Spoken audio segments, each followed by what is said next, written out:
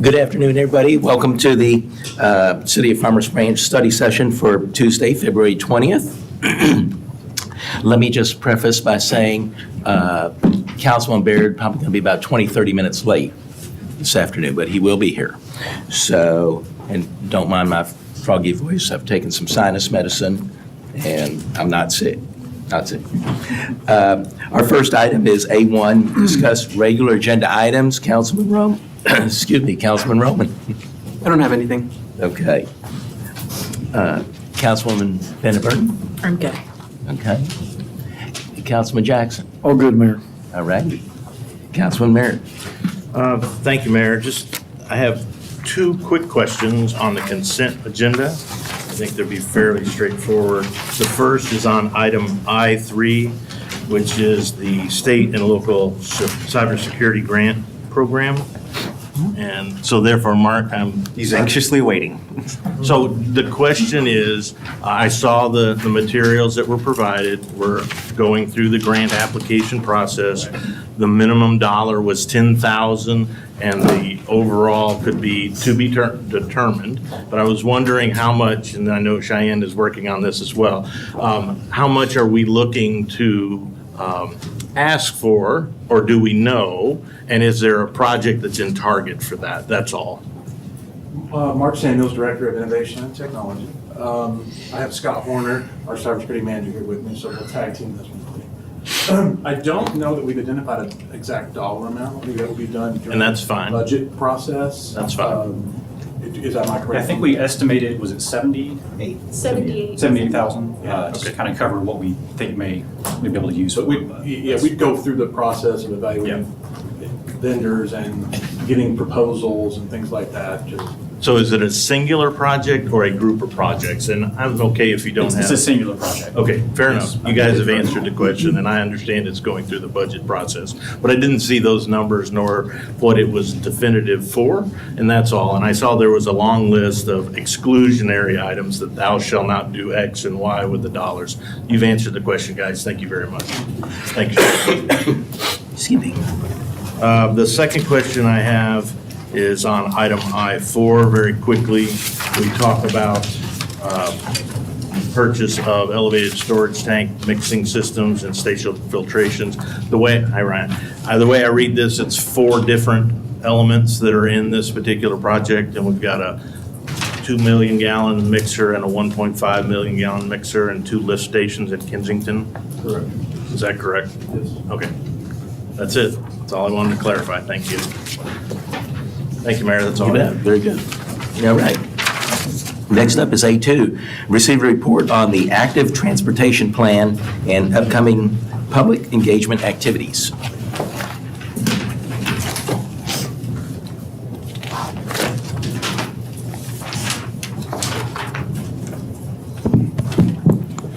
Afternoon, Mayor, Council. Shane Davis, Deputy Director of Public Works. So in 2023, you approved a resolution approving a contract with Kimley Horn for the active transportation plan. Active transportation has been an update to the adopted 2015 Trail Master Plan. We were waiting until the comp plan was approved by council. There's a lot of good information that the comp plan did. Got a lot of public engagement, public feedback. We want to make sure we use that as much as we could. And we want to make sure that the active transportation plan aligns with the comp plan. Don't want to go a different direction from what that's proposed. So what we're going to be looking at here in the near future is public engagement through a variety of means, which we'll discuss during the presentation. I also want to make you aware of those, so you're aware of what we're looking at from the residents' perspective. We get to, there we go. So what is active transportation? Really just talking about how do you get around outside of a vehicle. So whether you're walking, riding a bike, using a wheelchair, crutches, whatever it may be. I have 2 kids with disabilities, so I look at things totally different now than I used to beforehand. One with cognitive and one with physical disabilities. So anytime I cross a curve, I wonder, can my daughter cross this? And then my son, could he figure out how to get across this on his own? Or is he gonna need my help? So I have an even broader scope when I look at things anymore. But in this case, for active transportation, we're really looking at walking and cycling for the most part. We're going to make sure there's not poles in the middle of a sidewalk. We do something ourselves so there's someone in a wheelchair can't get around them. So those kind of things are always critical. But primarily you're going to think about walking and cycling. We mentioned in 2015, council adopted a trail master plan, and it provided lots of locations, things for us to look at. Some of the notable items we looked at was Midway Road. I'll say it again, until I retire, you're the only city with 8 lanes of through traffic on Midway. The rest of them have 6. You get up to 10 lanes, you got turn lanes, not more. I'm done, I'm off my soapbox. We also looked at lots of intersections that were in the plan. Most of the recommendations for that had to do with moving some of the ped bars a little closer. So think about if you're in a wheelchair, last thing you want to do is go to the back of the sidewalk or curb somewhere, push a button and wheel yourself back to the front. So little changes like that we can make at some of our intersections to make it easier for someone. But most of them were lined up the way they should be. There wasn't real big things we could do without changing the number of lanes on the road. So to get someone across the intersection quicker, reduce the number of lanes, they can make it across there quicker. That's a pretty big investment. That's not a simple fix from that perspective. So those are the majority of things we found. A couple of them that were listed in there would be rapid flash beacons. I live in Dallas, we use Hawk signals a little more for our trail system, not so much the rapid flash beacons. Hawk is the full-blown traffic signal that's above the lanes of traffic, not the yellow flashing lights you see at a couple of ours. So there's a difference. If you go through Dallas, you'll see Hawks at their trail crossings.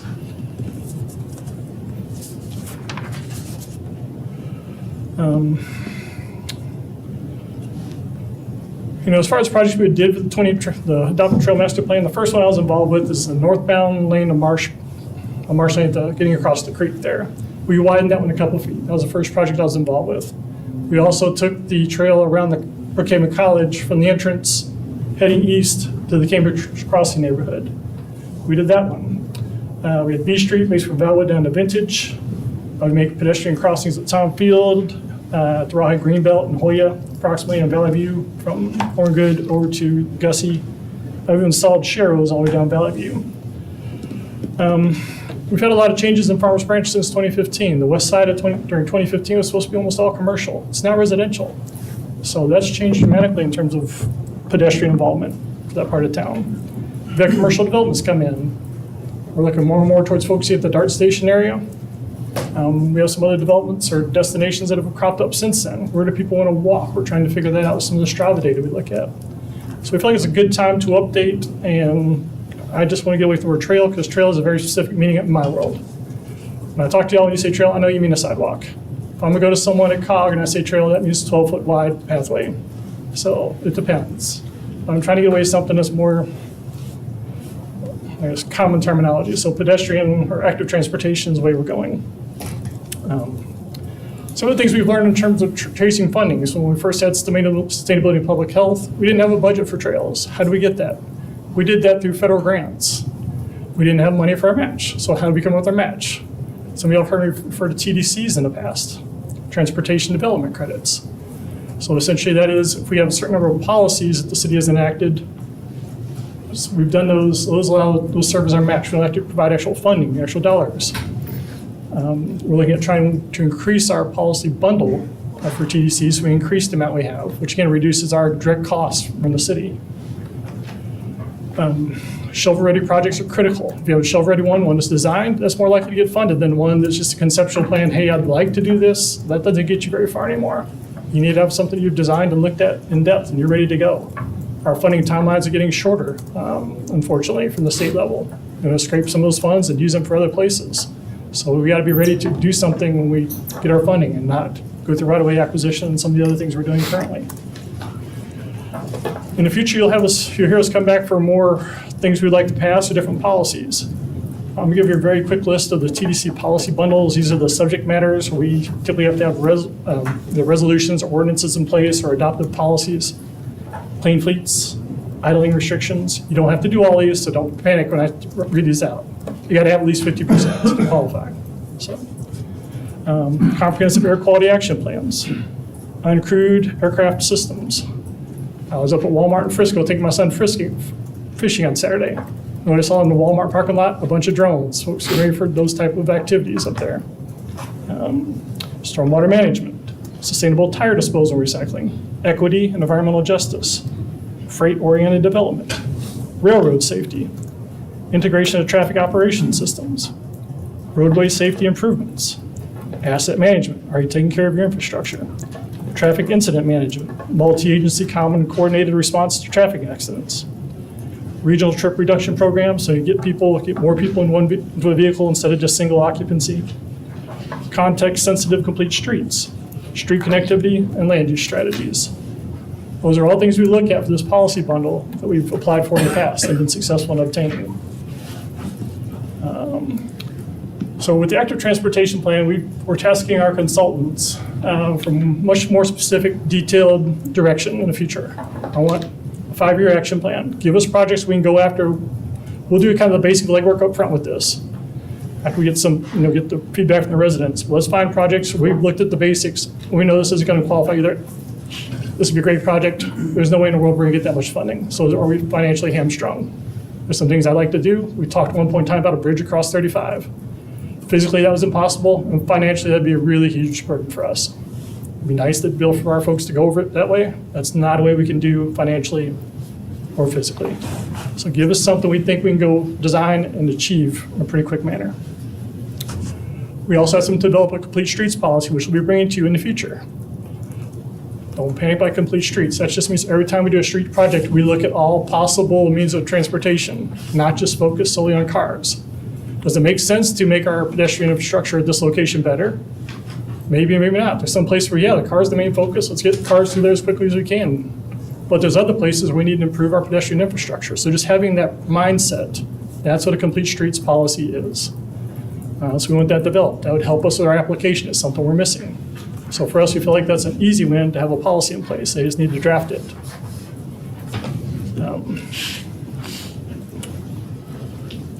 So we're now at the point in the process we need to hear from the public. We've looked at things from staff perspective a little bit. We've looked at the data from our comp plan, given it to our consultants. We looked at what are called walk sheds. How easy can you walk through some of our destinations? They've personally been in here, rode their bikes across the city and walked around the city, so they've got to lay the land themselves. So from the staff perspective and consultants' ideas, we have ideas of what we'd like to do, but we don't live here. So it's now time to hear from y'all, hear from other residents. What do you want to see? I'm sure there's places people want to walk that they just, one, don't feel safe. Two, just the infrastructure is missing. We didn't realize this is a big demand. Those are things we need to hear. So our public engagement is going to be through multi ways we're going to do that. Again, we've used the comp plan. With our consultants, we've taken what knowledge gaps are we missing from the comp plan data and putting it into a survey for POCO. So for those that don't have time to come to a public meeting, we want you to participate. So we're going to use the POCO survey for that. For those that can come to the event, we're going to have some other just draft things, how we thought so far, but not by any means complete, of different public engagement means we'll use at the meeting. And of course, we want input from our board. So it's sustainability, parks, any other boards we can think of to get in front of. We want to get their input. So as many residents as we can get this in front of, we want that to occur. We want to hear from the residents.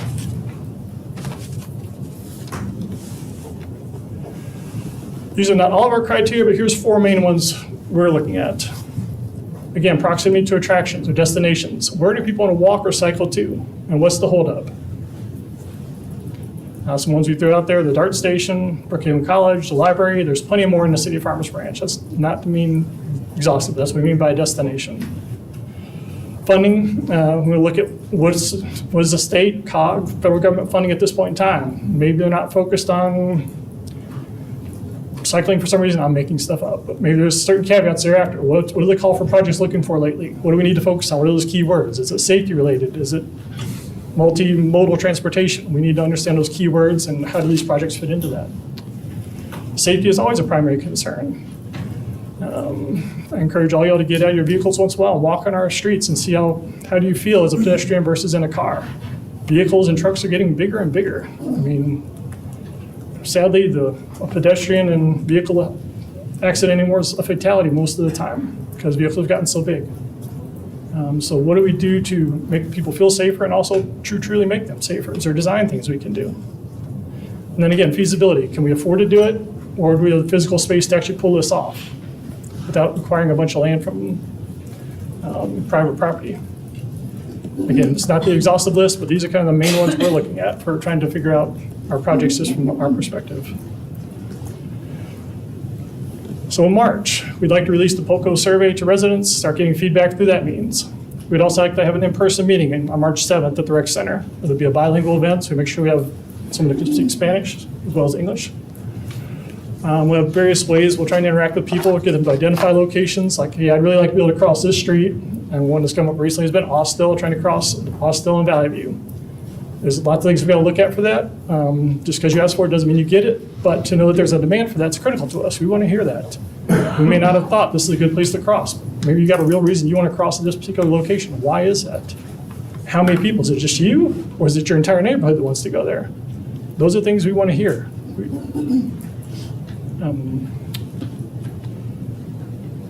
So the first one at the top left would just be things we post out of various facilities around the city, so people scan the QR code, learn more about the meeting. For this one, the level of facility comfort. It's hard to see in these small pictures, but there's different types of cycling infrastructure. How comfortable do you feel in this one? This is a separated bike lane, kind of like Rawhide Greenbelt. Those folks are probably gonna feel really comfortable there. But you got green all the way to red, or I want no part of that. Green, yes, I'm good. Versus to the folks that are willing to get on Valley View Road, rush hour, you have no problem with that either. So you got the wide gamut there of different ones. We want to hear what makes you feel comfortable. What will get you on your bike more? And because this is going to dictate, again, the only way you're getting a bike is a separate bike lane with 2 feet of separation from the street. That's not feasible in a lot of part of town, but that also lets us know kind of what you're interested in. When we see those options, maybe we can go after them. Goals and priorities. So you as a resident, what are your priorities you want us to focus on for these type of projects? And you have a priority pyramid. All right, now rank them. What's your most important priority? What's number one? If for everybody it's safety, and that's our main focus we'll look at as staff. If this doesn't improve safety, then we'll go on to the next project. This is what you want us to make it clear. This is what you want our area to focus to be. But it could vary from person to person. It'd be great if we had one thing that people wanted to hear from and make it really nice for us. Well, these are the draft things we've thought about so far for public engagement, besides just having maps around the room for folks to talk to us and tell us what their challenges are, why this is a problem for you, why you'd like to get from this point to that point. Help us understand what goals you want to have. As a city, you do have access to Strava. So Strava, if you don't know, it's an app that tracks your data for a lot of people that cycle and run. All their activities on there. I don't see you as a person. I see color streaks across the city. The different color tells me the level of activity on that particular route. So it's good for us to see, like the Peloton going down Valley View. Valley View is very dark color, which means a lot of people are riding it. It doesn't mean they're riding it all the time. There's certain parts of the day where all of a sudden we got quite a few folks traveling down Valley View, which what I've seen in some of our shredding events, sometimes it's a Saturday morning. I'm surprised by how much traffic Luna gets, which indicates by sometime during the morning, people are coming down from Carrollton, coming down Luna, coming into Farmers Branch. There's some other ones that came across, and I was surprised at how people getting around Farmers Branch. I would not have expected that. So we're trying to use all forms of data we can find in terms of developing what our next project's going to be in Farmers Branch. Like I said, we really need to hear from the residents now. And that's our goal with our public engagement that's coming up. Once we hear from them, we would come back to you again. Here's the results of the active transportation plan. Here's what we're going to focus on. But for now, it's time to hear from the residents and get feedback from y'all.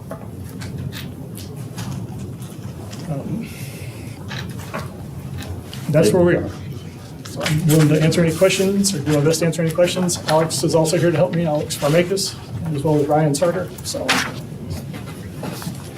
no to y'all. Okay, very good. Thank you, Shane. Questions, Councilman Roman? So you said it was going to start in March. How long is the engagement going to go for? Alex, remember how long we let the survey run? So probably let the survey go for a month. We'll see what feedback we get on the March 7th. If we don't get a big turnout, we probably would try again, because if it's just a few people showing up, that's not what I want. I want feedback. So we have been, I think, for 1 or 2 things with our consultant, we're trying not to use them much. If staff can handle it, we can always look at doing more to staff only. So we'll see what type of turnout we get on March 7th. We need another one. We'll schedule one for a month later and push a little more in terms of notification. But there is no set time frame announcement. Okay. What's the communication plan to get the information out to residents? So we'd use the typical city communication. Like I said, we'd put signs up at the rec center. I'd hit every city facility I could to get, so they could scan the QR code and go to the meeting, get a sense of the date, what we're looking for. Our website, of course, will have that on there. Newsletter, yes, sorry. So yeah, every city communication avenue we have, we make full use of that. If you have other suggestions, I'd love to hear them. What, you said the first one's in March? Correct, March 7th.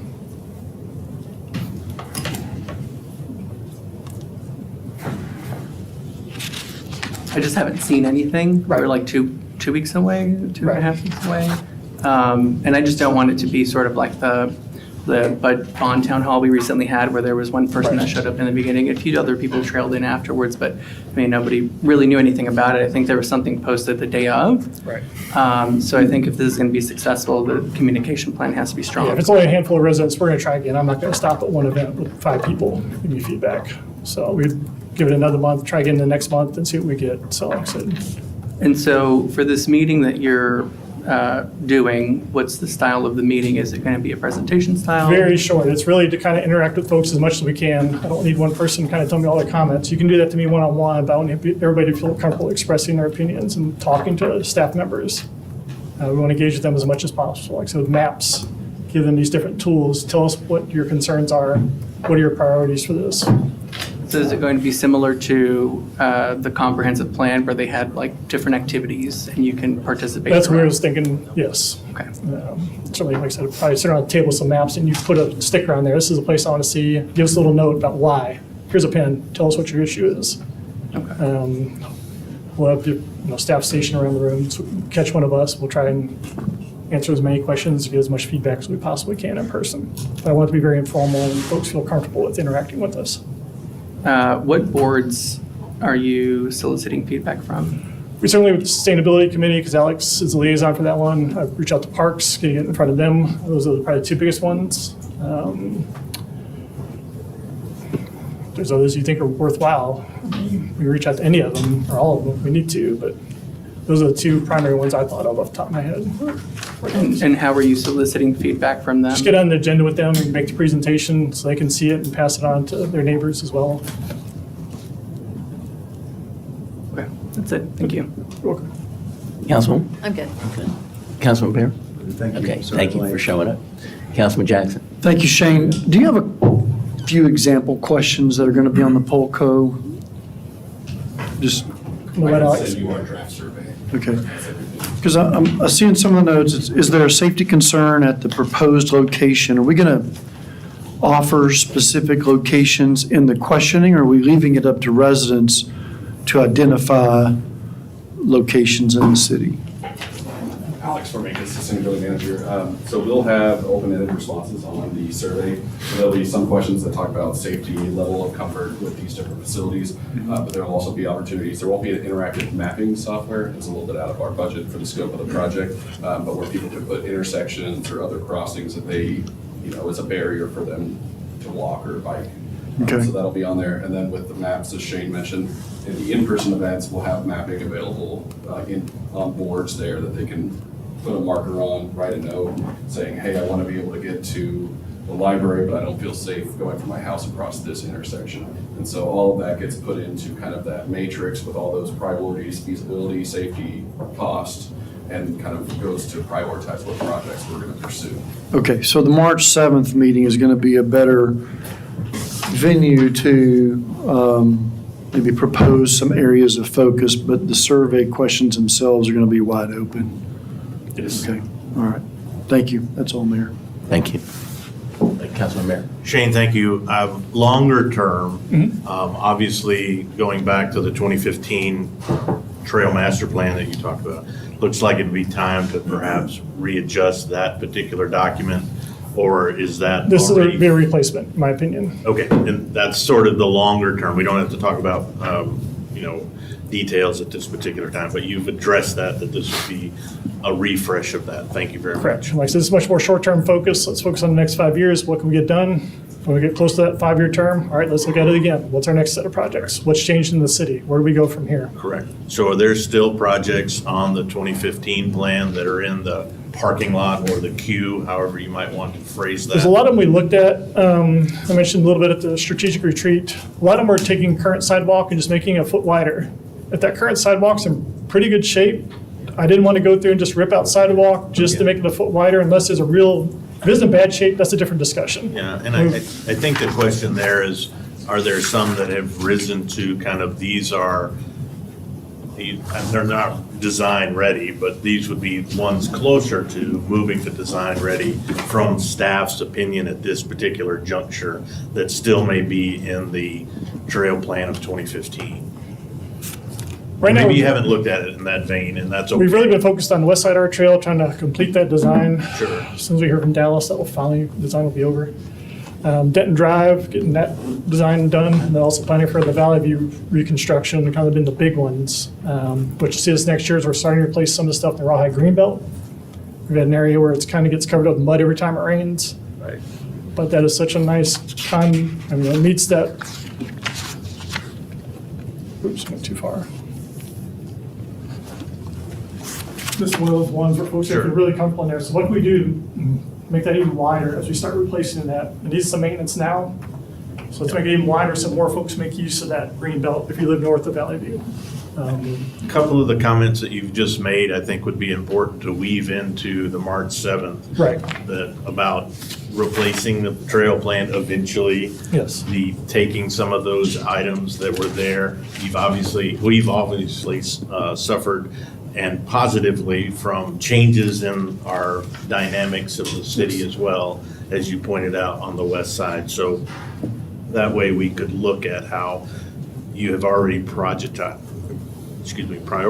some of the projects in that regard. And if that hasn't happened, that would certainly be part of the process that you would seemingly execute going forward. And B Street, that's a prime example. That was one that was kind of much lower on the radar, but with the city wanting to reinvest in that part of town, I was like, this is a neighborhood that could easily walk to Cox Farms, the DART station. Let's make it so they can. A couple of places, I mean, the sidewalk was so narrow. If you were walking next to a friend or wife, husband, or maybe partner, good luck walking next to each other because there are trees and things of that nature. So let's give a little more space and make it a nice walk. So that's why that one moved up dramatically over a lot of other ones, because of the desire we had at this point in time still to reinvest in that part of the city. Understood. And that's a neighborhood where you can easily bike and walk to some things at Farmers Branch. So let's make that happen, is what we're trying to do with that one. Look forward to it. I'm excited about this particular project and groups of projects from that. So thank you very much. Thank you, Mayor. You bet. Shane, I have a couple of questions. if Yes, sir. Council doesn't mind. So you're talking about a meeting on Seventh. March Yes. 7th. That's 2 weeks and 2 days from now. I question whether that is enough time to adequately promote a meeting, and if we wouldn't be better served by waiting so we could get mentioned in the water bill, Got it. branch review, branch mail, those sort of things. And then also allow time for council members who have engagement with their Right. constituents to be able to push this out to them. Any other choice, we can just go ahead and say we'll have more than one meeting right now. That may be the easier solution. We have one March 7th, a little bit of a dry run for staff, see how that goes, kind of get some of the kinks out of the way, and then plan again for another one April. That gives us a whole another month. We can make use of the Okay, water bill insert. So we plan on having two right now as staff, that are staff-driven. all right. If you think we can do it, that's fine. Yeah. I have two questions. Mm-hmm. One is regarding the term that was used on the active transportation background slide. Under goals, Yes, sir. I've heard complete streets policy Mm-hmm. used several different ways. Got it. That was also the last term that was created for road diet. Right. It can't be used. Are we for- talking about road diet? As I said, every time you do a street project, don't just look at it from the car perspective. I got into this a little bit when we talked about complete street policy. Some places maybe a road diet makes sense, but every time we do a road project, how's our pedestrian infrastructure? Do we need sharrows? Does this need a bike lane? My personal opinion, I'm not an engineer. I look at Primrose. Primrose is a wide street. Could we not put a bike lane on one side of it? To me, that's a complete street analysis. I look not just at cars, how else can other folks get down that street? A bike lane with striping, it's a pretty low, speed limit there. In my opinion, I'd feel safe riding there. But go into that exercise. What else can we do on this street that would allow more forms of transportation. That is a complete streets policy. Do you have to do it? No. But you need to look at all those things and think about all those things. I would say we have not done that in the past, sir. It's just been a lot of times just been solely car focused. The most recent survey you had with the residents, you got great ratings for mobility for cars. It was above national average. Pedestrian and cycling, not so much. So Okay. they're a great place to drive your vehicle. So, great range of mobility, and I think that's one of the things that our city offers. Then there's another term that I want to ask you about. You didn't mention it, but it has been mentioned before at a P&Z meeting, Okay. and that is a excuse me. Sorry about that. 15-minute city. Uh-huh. Where everything is walkable within 15 minutes. Is that a goal that you see of this, or? That would be a much broader planning and zoning discussion. That's how I'd love to live my life. And I told my wife, if we ever move, we're going to be next to a grocery store. That'll be my pantry. Every day I come home, I'm going to the store, we're going to make for dinner that night, come home and cook. I'm not going to use my pantry anymore. But that's a bigger zoning discussion, in my opinion, for a 15-minute city. I personally would love to live close to everything I want to do within, walking distance. That'd be an ideal life for me. I'd get rid of my truck. If I can drop my kayak into a creek and ride my bike wherever I wanted to, I'm a happy man. But that's hard to find in the Dallas area, to be honest with you. And this is just trying to figure out how do we make the pedestrian and cycling infrastructure and experience better. That's what I'm after with this. Give me five-year projects so we can, not 5-year projects, but 5 years of projects we can go execute that improves those experiences, those modes of transportation. That's what I'm after. Okay. All right. Well, thank you. You're welcome. I appreciate that. Anybody have anything else? Yes, sir. Chime in. Yes, sir. I'd like to see, if we're not doing this, some regular education for the public about how cars should treat bicycles that are on the same street. And I don't know how that would be done, and I don't know how often, but I think that in the end, we can't fix every street the way we want it to be to make, with a bike lane, let's say. No, it'd be very costly. You're right. And some people just have no clue about, who has the right of way, what are you supposed to do? And it'd be nice to have and again, I have no idea how we would do that, in what form or how often, but I think that should probably be in the same way we tell people not to put grease down their drains and things like that. Okay. I think that would help at least our residents. I know we have a bunch of people here that are not our residents that we don't communicate with, but that would at least help our residents remember, oh yeah, there's bikes, they have a right to be there. I need to do this when I approach and things of that nature, so. Got it. No, good idea. Yeah, anytime we can educate folks on how to get along better, Yeah, thank you. be a good refresher. All right. Thank Anything you. else?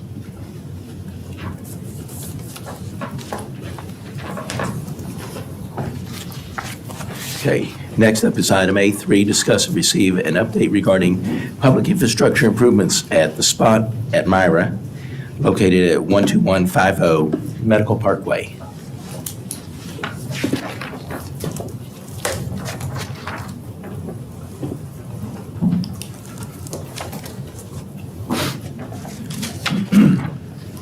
Good afternoon, Mr. Mayor, members of council. My name is Ryan Sauter. I'm the Director of Public Works. I was asked to give a quick timeline and overview of the public infrastructure situation at the spot at Myra. So the spot at Myra was a multifamily development, a proposed multifamily development. March 2019, this property was rezoned for such. September of 2020, there was a detailed site plan that was adopted. And in March of 21, civil plans approved and released for construction. April of 22, Market Space who was the actual developer on the project, had contacted the city informing them that they had acquired a new lender. And in September of 22, their project manager reached out to Public Works with a new contractor to complete the storm and paving, which we had been back and forth on for quite some time. we still weren't aware of the situation with that development at this time either. August of '23, the city reached out to Market Space Capital regarding the stalled construction on that project. Nothing had been happening. We're trying to figure out what's going on. On September 28th, I did mail out a 30-day notice to correct deficiencies on that job site, which did include the construction fence around it, the gaping hole for the storm sewer, and the incomplete storm sewer situation. In October of '23, we received a response with a notice to begin construction under a new lender by the end of November '23. And all of that continued to move forward with positive progress until roadblocks hit early December. December 14th, I sent a letter to Market Space ceasing all construction of the public infrastructure on that development site. February 1st, we met with SYB on this project to discuss the scope and completion of the project. And February 9th, the city received a quote for the project corrections and completions in the amount of $2.1 million, or $2,110,747. Just to expound on this a little bit, going through this project, we started looking at plans that were originally approved. We started looking at the existing construction of the infrastructure that was left out there. We have partially built storm boxes, no tops. Not all the walls are completed. There are sections missing, complete sections of box missing. The other end of the project has complete sections of stormwater missing. So as you can imagine, we have severe violations of the stormwater pollution prevention program. We have severe safety concerns with the roadway that's not complete around the hospital. And then in the design of the project, we've found some discrepancies within the design itself. So we had to go back with the assistance of SYB, with the assistance of Freese & Nichols, and we had to revamp some of the construction or design criteria for the tops of the boxes that are going to have to be reconstructed or finished. And we had to change some paving specifications to ensure that we had adequate cover or adequate load-bearing material because of the lack of cover over the boxes the way this was originally designed. We have managed to do that now. We have a plan moving forward. We have a contract that's actually, I've been on the phone for about an hour discussing this project with attorneys, trying to firm up the contract. We will have a contract over to them tomorrow for final review, and hopefully be awarding that at next council meeting is my hope for that $2.1 million. We'll be doing so under the emergency provisions set forth by government code, and I believe that code is 252022, which relates to public health and safety. So, any questions? I'm sure there's bound to be a few. Thank you, Ryan. I'll start on my left, Councilman Roman. So you're saying that this developer that came in and started a project, didn't complete it, and now we're on the hook for $2.1 million? That is correct. And we're using our emergency funds from our general fund? We're using stormwater funds for this because it is a stormwater project. That is correct. And so why are we picking up the tab? Is there anybody else who's responsible? This project, I don't know how it was done before because this was all put together long before I took over as Public Works Director. As far as I can see, there's no bonding or anything that took place as part of this project when it was originally awarded or given approval. There are quite a few liens on that property right now, according to Dallas County. So there is nobody else to take ownership of it under the current circumstances. we are left with it.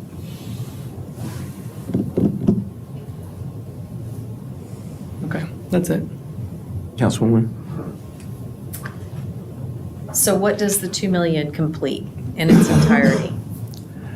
This connects the remainder of the 4-channel drainage, the 3-channel drainage, and the drainage coming from the intersection of Myra and the school, the driveway that goes to the school, coming back to the south and west. It repairs the road that is failing at the school going into the entrance there, which we've had to shut down a portion of it because of undermining and failure. It completes the paving from about where the fence starts on the project out towards the service road, all the way back around the corner beyond the storm system that parallels that roadway. There's a lot to it. I know. It's a big project. So in essence, it's going to complete things that are, I mean, infrastructure, stormwater, but the actual building sitting there, it does nothing for. Does And we have- nothing for it. And we can do nothing with it. Correct. That property is owned by others.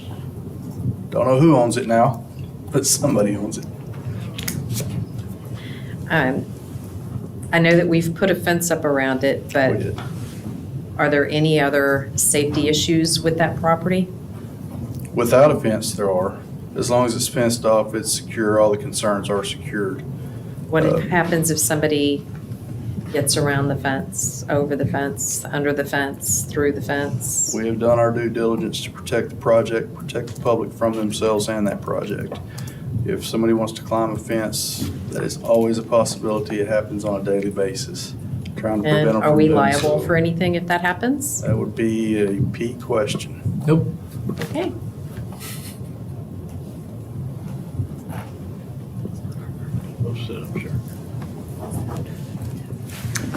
Councilman Bear? Oh, I'm sorry. Oh, no, I'm good. Okay, I'm sorry. That's all. I guess, back to Councilman Roman, so there's nobody to go after, there's the owners of the building, anything like that? The best we can do is possibly lien the property, which is what everybody else has done. So what do you get in the end? I'm not sure. It depends on how it shakes out when everything's said and done, but we do have that option to lien the property. But there's no guarantee we're gonna get anything or what we would get out of it in doing so. And so if somebody wants to come and finish the building at some point in the future, what happens? Should they purchase the property, they would be responsible for liens or whatever the judgment is against that project or that property. But at the same time, you still have to rely on a judge to force them to pay all of the totality of the liens. And depending on what that is, does it outweigh the value of the property? Right. And then where's the compromise? Gotcha. Thank you. Councilman Jackson? Thank you, Ryan. So do we know, would we be the largest lien holder if we filed a lien? We would not, Not even close. really? There are Okay. many others that are There's much that many. larger. Okay. I mean, I think at minimum, we should at least file a lien. I don't, We Not have a speaking couple of legally, small but- liens against it right now for other things. okay. They're in the hundreds of dollars though. So I don't see why we couldn't lien this, but again, once we're done with the project, you can't lien it until you expend it. Right, Once we expend it, then we have the ability to investigate that with our attorneys. right. And given that this is not city property, if we didn't do these repairs and we didn't spend this money on the drainage and the fence and all that, What we are repairing is city property. It Okay. is the roadway. It is Medical Parkway. It is the stormwater under Medical Parkway. So it's everything we're doing is city infrastructure. okay, I thought I saw drainage going under that garage or next to the garage. We're back not there. touching that. Okay, There's gotcha. the drainage coming out of that facility. We don't know where it's at or how it connects or how it was designed to connect. If it's not currently connected, we're not making that connection. And so the deal was, the developer was going to fix the drainage issues had the project not, Yes, they were installing all new infrastructure to accommodate that development. okay. All right, And they did a lot of it. They did the water and they did the sewer, but they did not, the most expensive part of that was left undone. okay. So we have a partially completed parking structure Yes, and a crane, yes. and the crane can't go anywhere until the parking structure is completed, which, Unless they figure out a way to disassemble it in place. right, right. So that crane's Yes. got to stay there. Who's responsible for maintaining the crane? Because I understand there's some mechanics or electronics that it moves with wind changes and stuff like that. That one I'm not sure of. The company that owns it, I believe they're called SEBA or something to that effect. They have liens on the property as well. Don't know if anybody's had any contact with that company or even who to contact regarding that crane. Okay. But I'm sure that they're probably on top of it because that is a multi-million-dollar piece of equipment sitting in there. Right, But right. I'm not sure I have no idea what their outlook is for this one. Okay.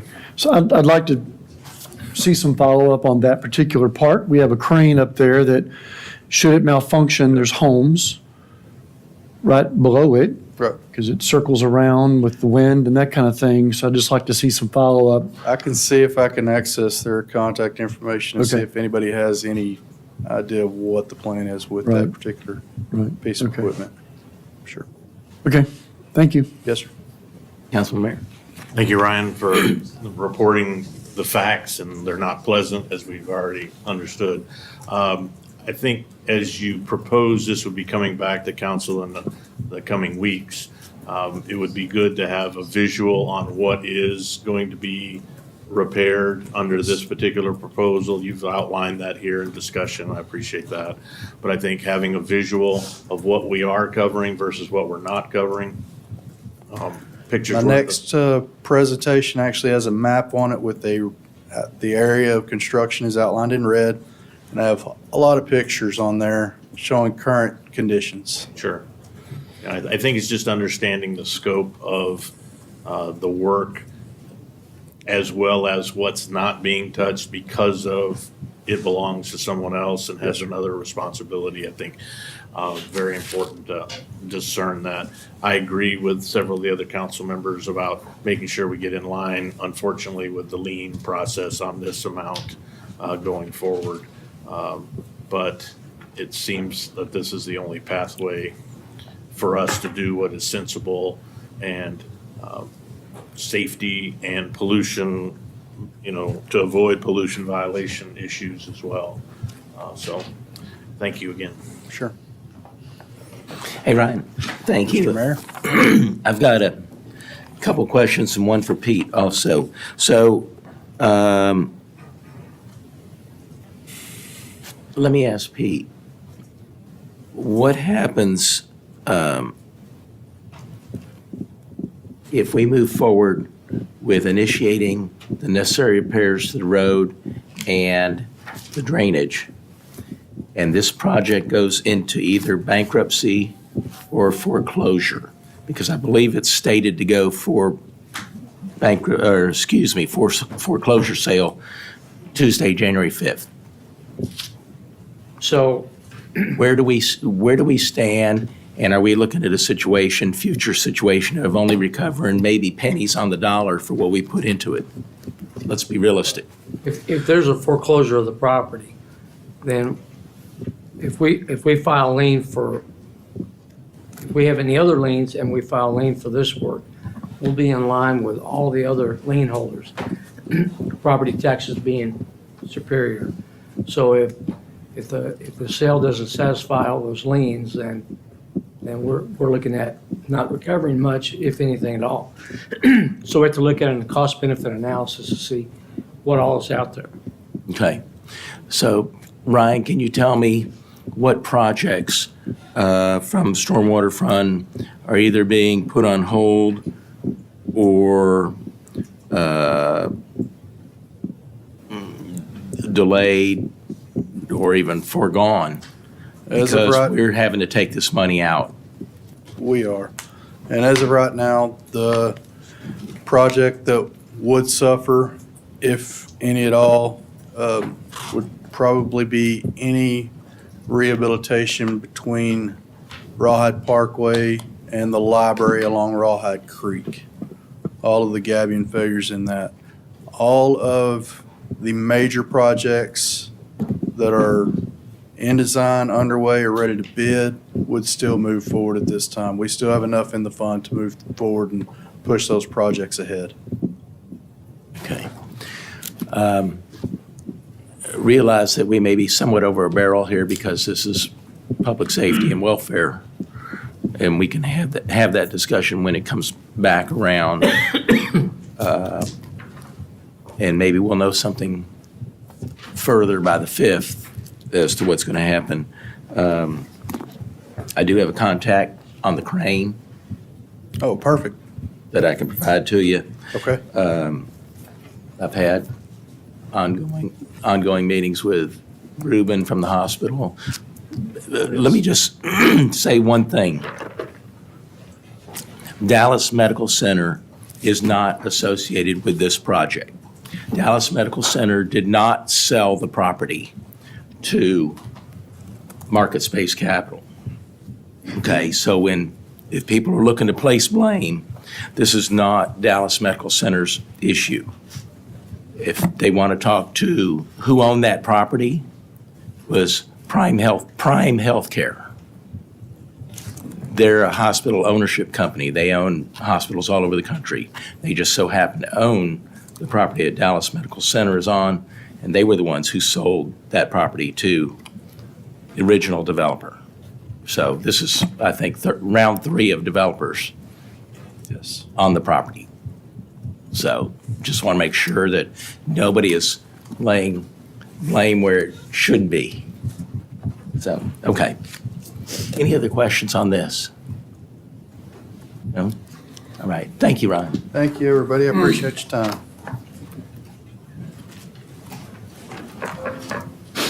All right, our next item is A4.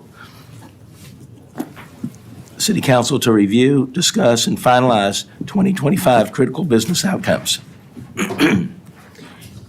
Good afternoon, Mayor, Council, Jawaria Tareen, Deputy City Manager. And I'm bringing our discussion on critical business outcomes. I appreciate all of your time at the strategic retreat earlier this month, but I believe there are still some pending discussions when it comes to our CBOs. And that's our goal and objective for today, for all of you to review, discuss, and finalize our 2025 critical business outcomes. But before we get there, I believe it's important that we look at our strategy map that actually serves as not only our communication tool, but also our business planning tool. It helps not just the staff member, but also our leadership to decide what are our key focus areas, our strategic objectives, and leads us to forming our critical business outcomes. So we have our focus areas, which we went over as public safety, sustainability, high performance customer service, connected neighborhood, and strong, diverse economy. That also comes with our strategic objectives. That's where we align all our functions around both of these areas. And you gave us in 2020, last year you gave us our critical business outcomes for 2024. We went over these on the 8th of this month. Most of these CBO 1 to 6 we kept, and there was discussion, enhancing, modifying some of them. For example, CBO 3 we modified to include the public infrastructure. And our next slide will present that. Our CBO 6 included communication as well. That was the main focus at that time. This is what I have today for all of you to review, discuss, and give us guidance moving forward so we can take it and start working on our budget. I'm going to hold it right here and initiate the discussion.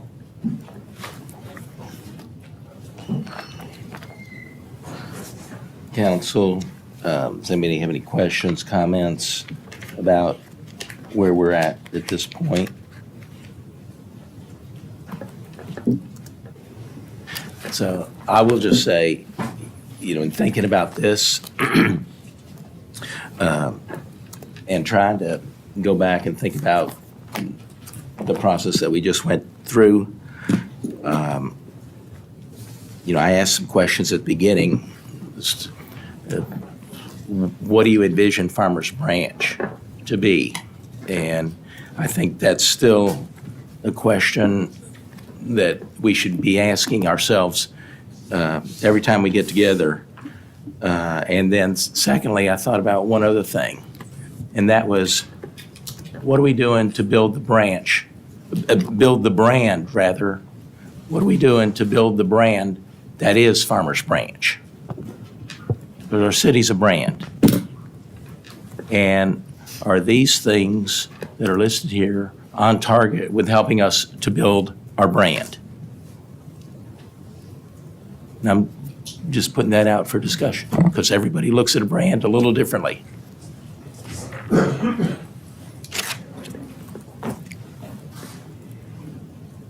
I don't like CBO5. I mean, I think that there were several of us that just didn't quite get on board with acquiring property to further the goals of the city. I mean, what are the goals of the city? I mean, I think I need a better understanding of what are the goals of the city. I mean, to be able to understand why we're acquiring property to further that. And, I mean, I was there that day, but I feel like that's for the developers. That's not for the city itself. I think, and of course, everybody may have a different viewpoint of this, but, you know, that outcome goes back to the 90s when it was identified that we needed to have new and better housing options for our residents. And so by the city doing what they did, they were really acting as a catalyst to help redevelop. But is that still necessary in 2024? I can only speak for myself. I believe it is. Because if you're waiting for it to happen organically, it's going to be a long and slow process, decades, more than decades.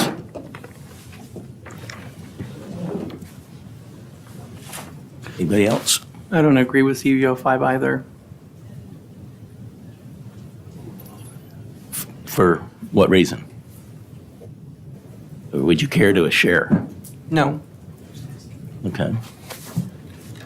I'm kind of in the same boat. I would much rather us keep things simple and just entice, set up, what's the word I'm looking for? I would like us to set the rules in such a way that we have incentives, that's the word I was looking for builders, instead of going out and the city actually buying properties. In other words, no, it won't happen organically if we don't do anything, but I think it will happen if we make it more enticing through programs that don't involve the city actually buying property. In other words, tax incentives, tear down incentives, whatever, things of that nature. I would rather see the city doing things like that and keeping it simpler and probably less costly than actually buying the properties.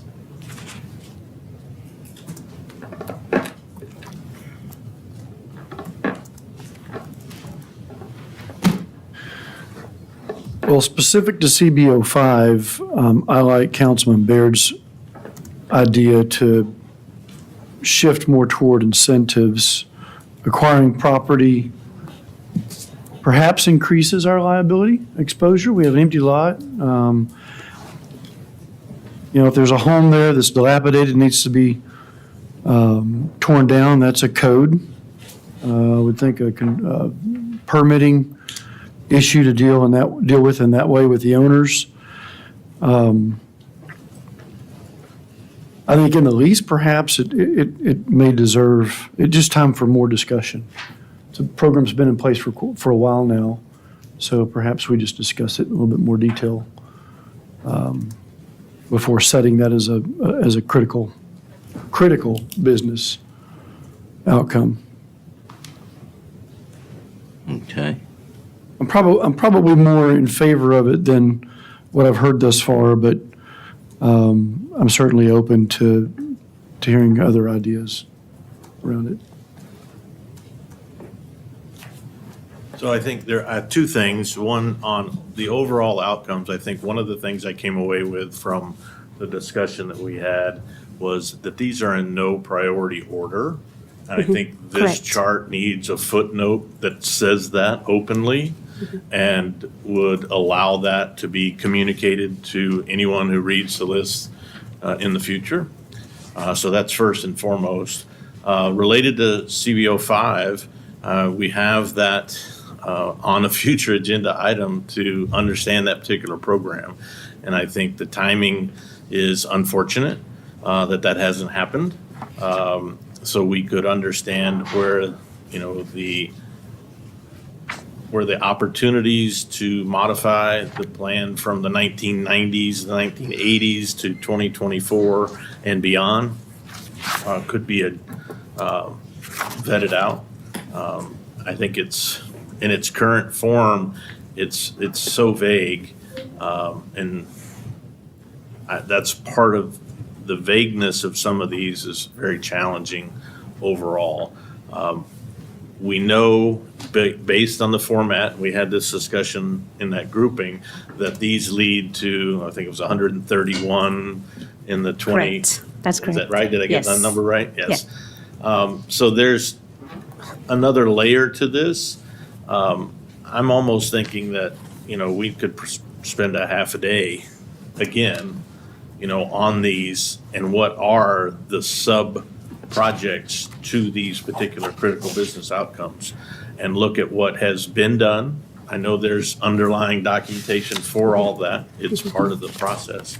But we haven't really, to me, I haven't dug into that with my peers around the table to understand what we would like to keep, what do we need to add yet? And, how do we look at CBO number 7 if one would generate out of that discussion? So those are my 2 cents at the moment. Okay, well, knowing that we're going to have more discussion on this particular section of things, are you prepared to move on to other sections of this, or? This is actually the table that I wanted you all to look at and help us finalize, because when we had discussion on the 8th, I added some comments on the right side, where you're right, all of you are right about CBO 5, that you wanted us to specify and add maybe, and this is what Elson is bringing in future to discuss more. Do you want a work session to go over just the CBOs and discuss and finalize? Would that be helpful for anybody? I would support that. Sure. Okay.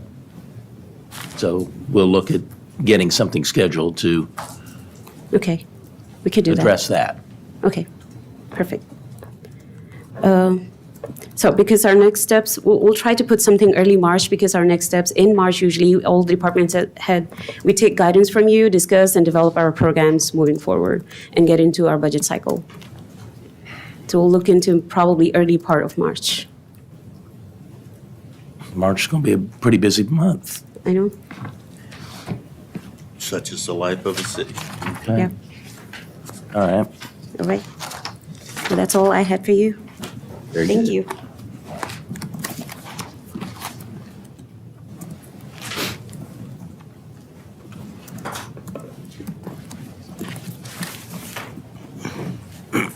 Next up is A5, discuss and create standards for council communications and provide direction to city staff.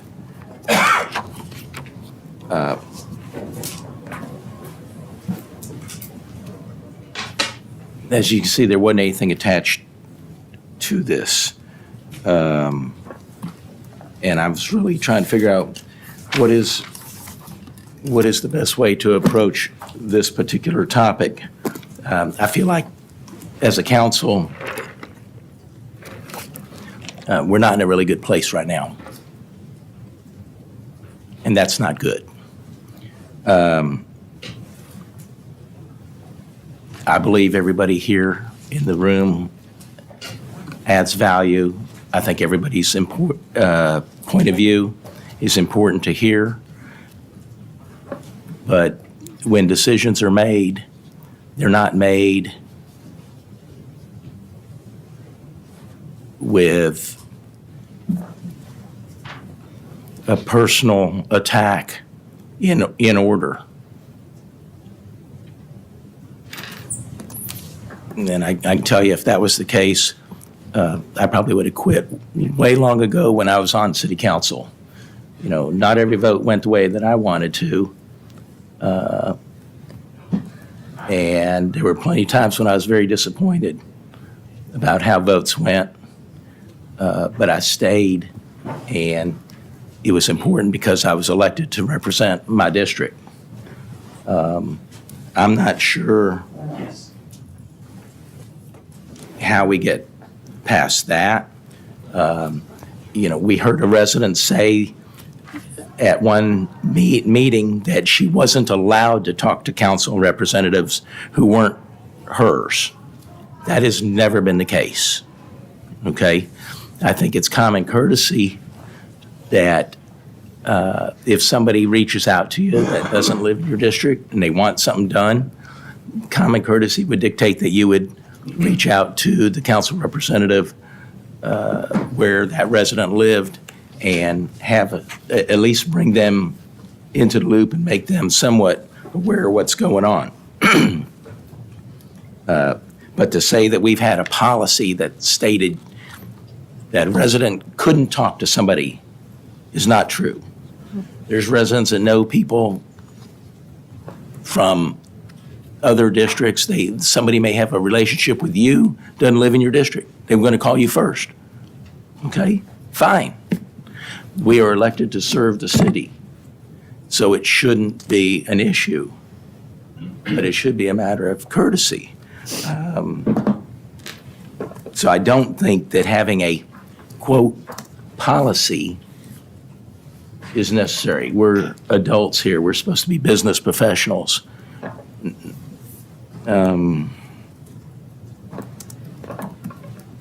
And everybody's active in the community. Everybody's engaged with multiple groups across the city. So I'm just looking for some help here to find out how we get back to having that positive dialogue, having everybody participate in the things that need to be done. I feel like I'm trying to do my part in communicating what I hear from residents, and two, making sure that when we have a number of things up, for example, on the ceremonial items, giving everybody a chance to participate in that. This is not the Terry Lynn show. That is not what I ran for. There was a time that I was talking to Pete about trying to let everybody hold a city council meeting, conduct a meeting. Well, that was a little more cumbersome because of the way we're set up than what I thought, but I believe it's important for me to empower you all. And if I've not done that or failed in that regard, please, let's say so. But we can't have council members mad at each other, not talking to each other, the whole bit. It's not productive for the city, and residents do take note. So I want us to have good, positive dialogue. Trust me, in 5.5 years of my council term, I was on the short end of 99% of votes.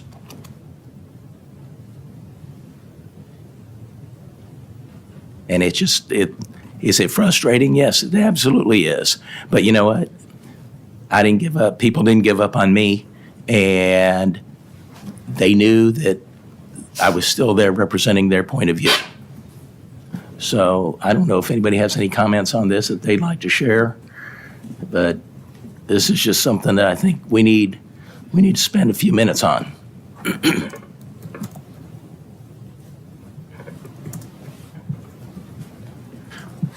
Mayor, quick question on that. So, there's no rule, there's no informal policy or code of ethics that says when a resident from another district contacts me in my district and asks me to address something, that I reach out to the council member for that district and bring them up. It's just a reasonable, collaborative effort on each of our parts, right? I believe so. Okay. And that to me Well, makes. we did discuss this. I'm sorry. I'm Okay. going to answer. Yeah, we did discuss We it. did discuss this on the dais, and it was a resolution, if I remember correctly, that we agreed that we would have that professional courtesy. Okay, so there is a resolution. I believe. Correct me if I'm wrong. I'm not sure. We'll have to double check on that one. Yeah, I wasn't sure. I didn't know that we Well, actually passed anything, but I think we nevertheless. did discuss it. Yeah, we did. And we did, I thought we did agree to something. Now, whether it does not live as an ordinance, I know that for a fact. I thought that it was a resolution. At a minimum, it exists as direction to the city manager at the time that staff, when we're involving other council members. So for example, if you receive a request out of Richard's district, Sure.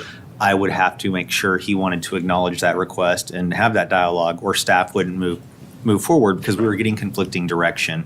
And so what I've asked for in this case, I asked for Mayor Lynn to bring this forward, which is staff get caught in the middle of councils doing what councils do, going out and serving the community. Sure. And so this is making sure the dialogue needs to happen at the council level and not at the staff talking to the council about what's going on in each district. It should really be happening at the council level, making sure you all are having those courtesies with each other. Otherwise, it puts staff in a really awkward spot.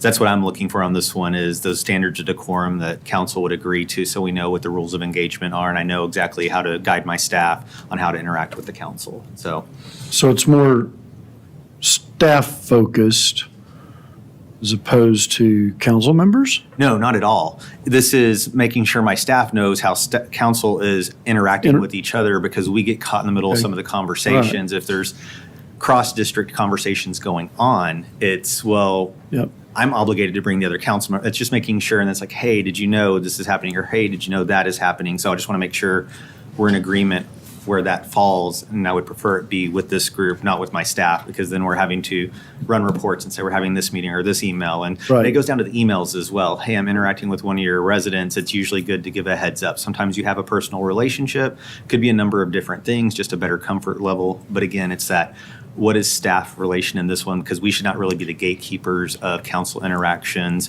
communications on Right. it. And then it goes a little bit further in the staff item. It looks for saying when we communicate, the preferred mechanism is going to be email. There will be times for text messages, but it makes it much easier for that transparency component, and also for me to delegate it to the appropriate staff member, because it creates a workflow. And then also to prefer, if possible, always start it with me and I will get it to the right staff member, because you'll notice I have different staff members at every meeting. There's a reason sometimes they're not here. They're sick. They have family Sure. things going on. It's just making sure, directing it my way when possible. So it's a kind of a layered discussion, but again, starting with the council, making sure staff understands how you all choose to interact with each other. Again, as my council, you can say, no, staff, you will publish a report every week of all meetings, who they're with. I would really prefer not to do that and let you all have that dialogue with each other. So I think it's reasonable that when a resident from outside of the district contacts you, brings an issue, it seems like a natural part of the conversation. In fact, I've asked this question, have you reached out to your council member? And if there's a particular reason that they don't want to reach out to the council member, or they say, no, I just reached out to you because we have a longstanding relationship, great, why don't we discuss that? You know, and walk with the resident through a conversation with their council member, or just refer them.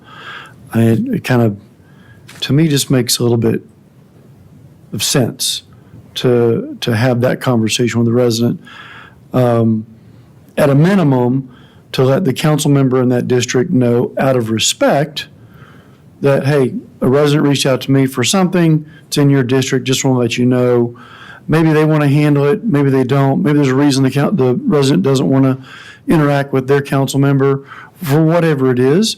I think at the end is to serve the resident and the residents and the city's best interests, regardless of any other dynamic. It just seems simple to me. Well, when I started on council, everybody gets an orientation, and at the time, Charles Cox was here, and he said that there was a policy in place, and he specifically prefaced this and said, there's a policy in place that if there's communication that goes on and there's some action that needs to be taken, you need to make sure you loop in whatever council member is responsible for that residence area. And if you don't, that could be an ethics violation. So I know there's something somewhere in place, whether it's an ethics violation, I don't know. But that's what the then city manager told me, and I had no reason to not believe him. I think he even he made that remark in your presence while we were making the Not in my presentation. presence. It's not an ethics violation. He may have I think he may have mentioned that there was an informal policy that if the matter, and I think that's come up since Charles has left, that it was a matter affecting a particular council member's district, in deference to that council member would make the motion. That's what I recall. So anyways, well, I have a different recollection of that. So anyways, but I think for any council member to be productive, efficient, and be able to serve their residents, I think it's important to ensure that if city resources are being used or deployed in a specific area that council member is responsible for, that be communicated, whether it be either through staff time, whether it be through money that's actually being spent, or whatever. I think for me, what triggers the communication with a council member would be if city resources are being used. That's it. And then it sounds like there were two issues that you were bringing up. It sounds like this was the first one, and it sounded like you had something to get off of your chest or some remarks made at someone specifically. Is there someone specifically that you needed to make those comments to?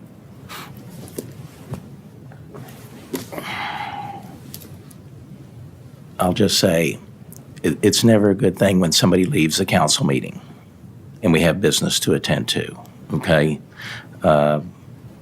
Again, I thought we all have good enough working relationship with each other that we can sit and talk about whatever it is that is on our mind. I understand that you have fought very hard and passionately to try to get some things done for your district, but no less such than what David has done, or Richard, or Tina, or Martin. So to be clear, you were directing those comments to me. I would say that to the group as a whole. Okay, I'm not singling you out. Well, you gave a pretty specific example that I did. somebody had left, and most recently, I was the only one that had left a meeting. Okay.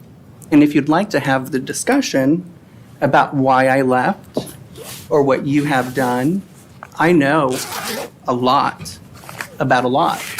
So you let me know if you'd like to go down that road. Up to you. We're not going to sit here and get into a he said, she said, whatnot. I'm trying to get us back on track. I feel What like you we've did got. was very counterproductive to getting us back on track by trying to open up a Mayor and window to council, something. I think we need to stay on track with what's on the work Okay. session agenda. Well, he opened the door, so I'm just responding. And I have the So- ability to be able to respond to something that is being said. Understand, but it's talking about communications among the council members and to give some direction to the manager. Well, then you should have interrupted him when he started this whole conversation. Then let me formally apologize if I spoke out of turn. You did. Okay, then I am formally apologizing to you. And I hope that you will accept my apology. I'll consider it. Okay. All right. Are we somewhat clear on at least giving a courtesy notice to other representatives when we've been contacted? I don't know. I mean, you have to be the judge of that. If it rises to that level where you think somebody should know what's going on. Mayor, I think it's a professional courtesy. It's totally reasonable. And it would be similarly applicable in business. If I'm a manager of a department and someone from another department came to me and wanted me to address or tend to something in another department, it would be incumbent upon me to reach out to the other department manager and collaborate in a positive way to reach a resolution that benefits all parties. Doesn't mean that it always goes the way someone wants it to, but I don't see any issue with doing that, with sharing with other council members that unless a resident has specifically said, I do not want you to talk to my council member about this. And then I would feel obligated to respect that resident's right to that privacy. That's where I would draw the line. Fair enough. Well, I think I'm on record for the professional courtesy for quite some time. And so I think it's, incumbent. I do think, Omar, you made a very good point. If there are city, resources or dollars being spent, I think that's really worthy. It's almost an immediate, green light to contact that other individual. There are reasons, Richard, as you pointed out, please don't communicate this. I think those are, subject to some, scrutiny, if you will. Because if there's an initiative that comes from that, it needs to be in the public light, I would think. So that's just my opinion. But that resident may not want their identity to be associated. Again, but I think there's still a conversation that we're down a use case now that we're not trying to solve. So, but your point that this is very typical in a business setting, Department A gets information from outside stakeholder, they need to inform Department B, C, and D as well, just to communicate. And that's what we're doing. We're here to serve the entire city. I think the mayor said that earlier. And I think we're all here to serve the entire city equally and to the best of our ability. And we can only do that when we communicate professionally. And this is a professional role. Volunteer as it may be, it's still a professional role. Thank you. All right. Does anybody have an issue with what I've sort of adopted, my own informal policy of trying to include everybody and divvy up ceremonial items when necessary and being able to spread out that in terms of you all sharing in the participation? Good. No problem? No concern. No objection. Okay. All right. Well, then when we have multiple items like that, then I will continue to do that. I think it's. I was saying that I'm not in favor of doing that. I may not want to do it. I may just not be feeling it one day. Okay. And that's your prerogative. It is. Okay. Did Ben get what he needed, though? I think is real. I think we all got what we needed. So just to clarify with the council here is if you're interacting with in addition different districts, representatives, residents, businesses, prospective businesses, council will be the expectation to have that courtesy communication with the district representative. The absolute line would be any city resources, because that's my line, is if there's city resources involved going out into a district, especially not your district, then I'm obligated to share with And the even council. future dollars. I think we need to be clear that future dollars is not necessarily the immediate dollars, but the potential for future dollars. So, and I think perhaps it might clarify, and Pete, you can correct us, it might be worthy to write this informal policy down, call it whatever we want to call it, a resolution and an informal policy, what have you, but to at least have it written down so we all have something to hearken back to, and our predecessors will have something, or going forward, we'll have something to look back upon. That's our recommendation, if you will. I got you. Thank you. Does anybody else have any other comments on this particular item? Okay. A6, receive an update from the mayor and council members regarding board liaison information from outside organizations. So I asked for this to be put on the agenda because a number of you are assigned to be liaisons to various boards. We never get an update from council as to what boards are doing, and so I'm hoping to make that change in policy by just letting people know what's going on. And if you are presently the liaison on a board and don't wish to continue or can't continue due to work commitments, that's fine too. But there are organizations that have monthly meetings.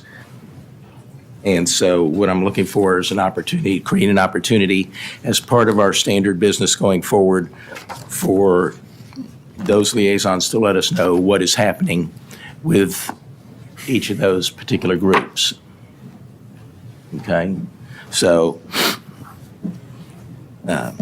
I'll just start and talk about a couple that I've been attending regularly. One is the Dallas Regional Mobility Coalition. This is a group of mayors from throughout all the cities throughout the county. And then, of course, there's representatives from TxDOT, Council of Governments, NTTA, DART, the North Texas Commission, and Dallas Chamber of Commerce, the North Dallas Chamber of Commerce also, that participate in these monthly meetings. And every month they're talking about different topics that somehow relate to mobility amongst our region. At our February meeting, one of the topics that was brought up was casino gambling and where they see that going, and what problems that or opportunities that might present from a mobility standpoint.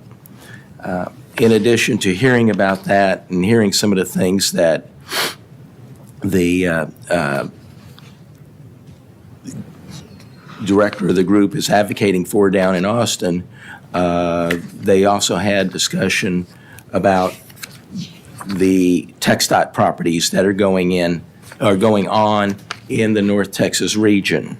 And I think, I didn't write down the number, but I think there's about $39 billion worth of total projects that are going on or scheduled to happen in just North Texas alone. Obviously, the tollway going beyond 380, that's a big deal. And so we need to be aware of that. The state is working on their 2050 plan, and they're looking to increase state funding for projects available within cities. For example, we're seeing what's going on right now with I-35 expansion. That's been a big project here locally. A representative from another city at this meeting brought up that they would like the commission to study bringing back red light cameras. Now, that's a legislative issue. Excuse me. That's a legislative issue. And I guess the conversation centered around, well, couldn't North Texas just do their own thing? Couldn't we carve out an area to do this? And red light cameras have their advocates and their detractors, but we'll see what traction, if anything, that gets moving forward. So I'll keep everybody informed on that. Today was the Board of Directors meeting for the MetroCrest Hospital Authority. MHA owns the facility that is known as Carrollton Regional Medical Center. It was the goal of MHA at one point to sell that hospital and be out of the hospital business, take their money, be a philanthropic organization. Well, the operator, Santa Healthcare, who operates Carrollton Regional, has said they don't wish to own the hospital. They had entered into an agreement to buy the hospital from MHA. They are in default on that agreement, and so MHA will be taking back the hospital. But the good news is that as MHA continues to move along as a philanthropic organization, they have some funding opportunities for projects in 2024, and Farmers Branch Fire Department was one of 4 entities specifically designated to submit a funding request for their need. And the chief has identified a need, and so that will be something that will be submitted to MHA in the next few weeks.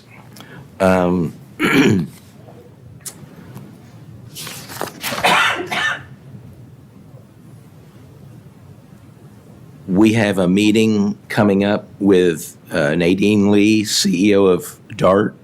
She's coming here to have further discussion with us about our engagement as a member city. And so I don't really know what more to report on that, other than that it's going to be coming up. She's asked for a meeting, so. So she's got her own agenda. So we look forward to that, and I'll report back once we hear that.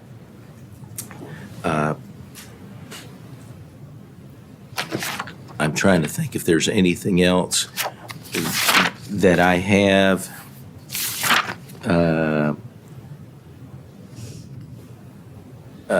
Chief McCoy and I have been attending the North Texas Crime Commission luncheons. This is not really a liaison thing, it's just something that we're members of, but it's really interesting to go and be able to network with other law enforcement officials, whether they be local, state, or federal, and build those relationships, because there will be a time when we need their help, unfortunately. But to me, it's been a great learning experience, and so we attend those meetings and have been quite diligent about making sure that we're getting the brand of Farmers Branch out there in front of those folks. So that's all I have. Is there anybody else who would like to report on anything that they're a part of? I have something from MetroCrest Services. Okay. So since MetroCrest Services opened in June 2023 at their new location, they have been serving residents, and they wanted to provide some statistics on Farmers Branch specifics on how many people they've been helping in different services. This is the statistics for the fiscal year 2024, which is October 2023 to January 2024. So they've had 2,914 unduplicated residents that have been provided supportive services. 2,762 unduplicated residents have accessed the food pantry for nutrition. 79 households unduplicated have been provided financial education, which involves assisting with budgets and coaching to reduce debt. 86 residents unduplicated have received workforce development services for the purpose of helping secure a job or to find a better paying position. 436 children received Christmas gifts through their holiday program. 161 families received a turkey and all the trimmings for Thanksgiving. Let's see. They had expressed that their vision of the new facility was a gathering place where residents can access really important services beyond the services that MetroCrest can provide. So those, for example, are MetroCare. They also partnered with Dallas College, with Essilor, the North Texas Food Bank, Just Because, which distributes free underwear and socks, the Coppell YMCA, Texas AgriLife, the Hope Cottage, Woven Health. They also mentioned that they launched a series on financial education, which I've already mentioned.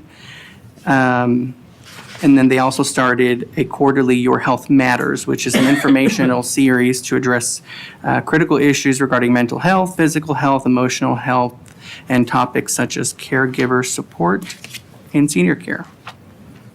And their partner services that I've just mentioned, they mentioned that they are open to everybody. That's it. Did they provide any metrics on Farmers Branch specific? Those were Farmers Those Branch were. specific. All those were? Okay.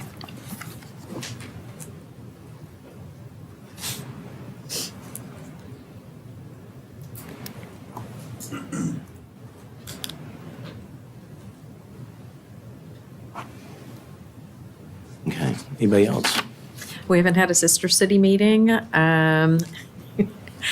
There was one, because of some changes, there's only been one animal shelter meeting. It was very brief.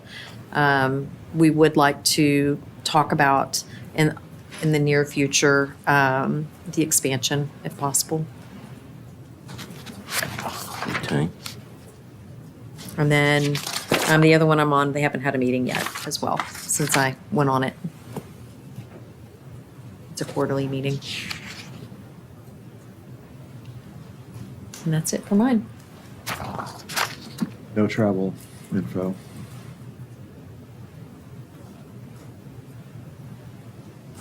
So the MetroCrest Chamber of Commerce, they ended 2023 in the black. It's always a good thing. Membership continues to grow. As we know, the Farmers Branch Chamber of Commerce ceased existence. Those members were given an opportunity to join the MetroCrest Chamber. And then last month, MetroCrest moved into the old Farmers Branch Chamber of Commerce offices. They badly needed that office space. It seems to be a very fitting amount of space for them, and we're glad to have them on Farmers Branch turf because they're serving multiple cities, as you know. And then the last thing, in our last update, those that travel Midway Road will be happy to know that the construction south of Beltline is expected to finish by April. Good.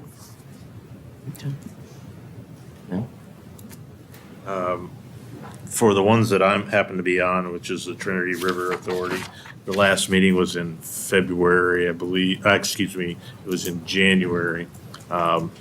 They were addressing the larger public infrastructure costs. We had representation there to gather those. It's a collective of all the cities in that particular region. They talked about the bigger projects, and I can share some of the material. I will share the material that was sent to me that was presented in that day to the entire council. That group meets every other month So we should have another one in the March timeframe. There'll probably be more details on the larger projects that they have coming forward. The other one that I'm on is the North Texas Commission. They happened to have a meeting last week, which I was on vacation for, so I did not attend. So I apologize in that regard. And then I think that covers it. We have some local, I'm working with Ryan and his team on the Drainage Committee locally and working on several things in that particular space related to drainage across the city. And that meets relatively infrequently, but it has a quarterly cycle. And I've forgotten what the last date was, but I got an update with Ryan I think we had that in earlier in February. I happened to be away. But I got an update from Ryan. So I like this idea of communicating what's going on with these groups. I think it's important to allow us to know what's happening, and obviously, as we get better cadence with this, the residents will know what's going on as well. So, just my 2 cents in that regard. Thank you. Very good, thank you. And Mayor? Yes, sir. Did you say that we were going to be giving monthly updates with these, or? Well, I would like to give time at each meeting, probably the first meeting of the month, Okay. but your meeting may not have coincided to that. So if Right. you have something coming up, maybe we'll just put it on the standing agenda. And those who have some, have something. If you don't, that's fine too. Okay. All right. Very good. Okay. Next up is A7, discuss future agenda items. Councilman Roman. I would like to have a discussion about doing a study to determine the appropriate capacity of apartments in our city, given what's built and what's planning to be built. And then the other item is to look into, to have a discussion to look into a requirement to have dog waste DNA testing for current and new apartments. That's it. May I ask a point of clarification for the apartment discussion? Is it proper to start with the current inventory of what's allowed by zoning so you can see what the current capacity is and then determine future? Do you want to see this land use first, or do you want to go straight into a study on future potential apartment? How far would you like us to start with this discussion? I'd just like to know, given everything that we know now, are we below capacity? Are we at capacity? Are we above capacity? And then what we base that off of. Okay, so kind of get a benchmark for what, okay, we can do that. Thank you. Councilwoman Bennett. No. Nothing at this time. Thank you. Councilman Jackson. Mayor, I do have one item. Councilwoman Bennett Burton almost spoiled it, but I'd like to have a future discussion around overcrowding at the animal shelter. I think the staff there and Sarah, they've done a heck of a job making do with what they've got. And perhaps it's past due for a discussion among council about how do we see the future of that animal shelter, the capacity, location, everything. I think we need a report from staff so that we can have a discussion from council as to how we're going to envision that amenity in the years to come. Okay, very good. Councilman Merritt. The only thing, I was looking at the list. We have the maintenance on the Mercer Crossing medians. And I know, Ben, you and I have talked about medians in general. So this is the first time I saw that as the specificity of those particular meetings. I think I've brought up numerous times before the Oak Brook medians. So I don't want that to get lost in the discussion going forward. And Omar, I think you and I have had that discussion that, at least you've heard me raise that before, and I understand that there's a meeting that you may be hosting coming up on the 28th about medians and the action that the city would be taking. So I would hope that would be an opportunity to gather together under one tent rather than two separate tents. So, thank you. Well, I would prefer for them to be a little bit separate. I think I've been working with the HOA for quite some time, and they're going to be putting together quite a bit of information for me, and I don't want things to get lost with discussing two different communities while maybe similar issues. They're different approaches probably, so I'd like to keep them separate. I'm happy to have the discussion, but I'd prefer to have it separate. Councilman Merritt, are you requesting a separate item for that one then? Staff Yes. can keep them separate even though they're similar topics. We can Yes. still treat them as separate. Okay. That's fine. I would then actually request a separate Okay. issue. And then I would also engage with city manager's office as well as Councilman Roman to discuss a consistent plan on addressing medians. Understanding what you may be proposing and how it may impact or not impact the Oak Brook community. So, secondarily, on another topic that is on here with the drone activity, just an FYI, I do have a meeting tomorrow with the county commissioner related to unmanned aircraft services.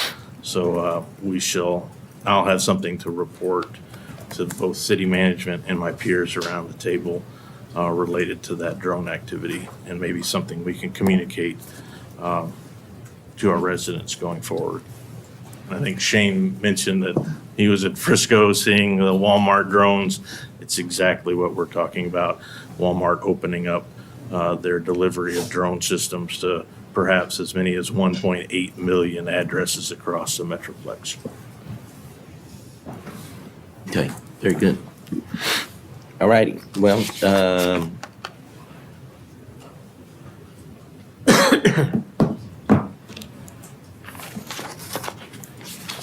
that is all for our study session agenda. We will adjourn at 4:47. Do you want to read in the executive session? Yes. And with that, we will go into our executive session. But gonna have to read it in. Can we grab our No, food? I'm going to read it. I'm going to read it. I just was ending the study session. So, City Council may convene into closed executive session pursuant to Section 551.072 of the Texas Government Code to discuss the donation, purchase, exchange, lease, or sale of real property located at 2580 Valley View Lane and 2590 Valley View Lane. Thank you. If anybody needs to use the restroom real quick.